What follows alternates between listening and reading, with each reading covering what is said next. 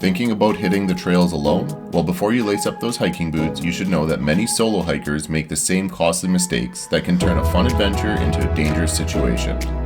Hi, I'm Nomadic Neil, and I do most of my hiking solo. I have experienced each of these mistakes firsthand and want to help you avoid them. Solo hiking can be exhilarating, but it also comes with risks. Many hikers face preventable issues that can turn a great experience into a nightmare. In this video, we'll explore the top 3 hiking mistakes you should avoid in 2024 to ensure a safe and enjoyable adventure. Let's go!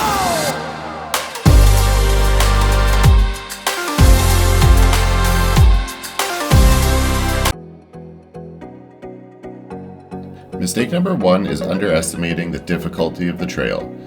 This is something I've done recently, and it's super easy to feel like a pro after a few successful hikes, but overestimating your abilities can land you in a tricky situation, especially if you haven't done your homework. Always research the terrain, elevation, and potential hazards. Trust me, those trail ratings can be misleading. I recommend doing research before heading out.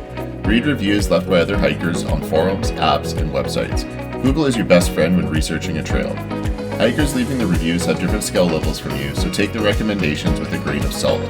Use a few different sources to make your own opinion. Don't forget about the weather. Conditions can change in an instant, so pack for surprises. Hard rain or cold weather can severely change the difficulty of a trail. Plus, if you underestimate the time it'll take to get back, you could end up worrying friends and family. So make sure you plan ahead, stay informed, and enjoy your hike safely. Mistake number 2 is forgetting to check the weather. Weather can be your best hiking partner or your worst enemy depending on how you prepare for it. One of my favorite quotes says, "There is no bad weather, only inappropriate clothing." It lends itself very well to hiking. No matter the season or the weather, you can have a great hike if you're prepared. I like to start by addressing the season. If you're hiking in the summer, chances are there will be no snow or cold, but there could be rain. The weather can also be affected by elevation. Hiking up a mountain will often have different conditions at the bottom than they do at the top. On a recent hike, it was 15 and sunny when I hit the trailhead, but -5 in snow at the summit. I'm glad I had my rain shell. Finally, I use weather apps like AccuWeather to check the forecast. I like to see what it'll be a week out, a few days out, and finally the day of so I can make changes to my gear accordingly. Don't let the weather be an obstacle. Enjoy whatever Mother Nature gives you. Finally, mistake number 3 is not informing anyone of where you're going. I get so excited to finally be out on the trailhead that I forget to tell anyone where I am or when I'll be back. This could be a safety issue. Imagine you're out on a trail having fun, and all of a sudden you roll your ankle or fall off a cliff.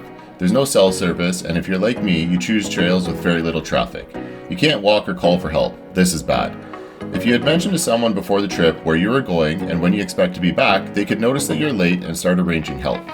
Before you even leave your house, here are my recommendations of what you should provide to someone else. Where you're going, more specifically the trailhead location, and where you're parking your vehicle. What your planned route is. I use AllTrails so I can share my planned route, but if you don't have that, use Google Maps. A backup route. Just recently I was in Vermont hiking at Mount Mansfield, and my planned route was to hike up to the first peak, hike along the ridgeline, then back down the other side. After reaching the top, it went from 15 degrees and sunny to about -5 and severely windy. Making the ridgeline was out of the question, so I had to turn down a shorter route. Solo hiking can be one of the best activities if you stay safe. Avoid these mistakes to make the most out of your trips and to get home safe. If you've experienced any other ones, please leave them in the comments. I would love to hear from you. Thanks for watching, and we'll see you out there on the trail.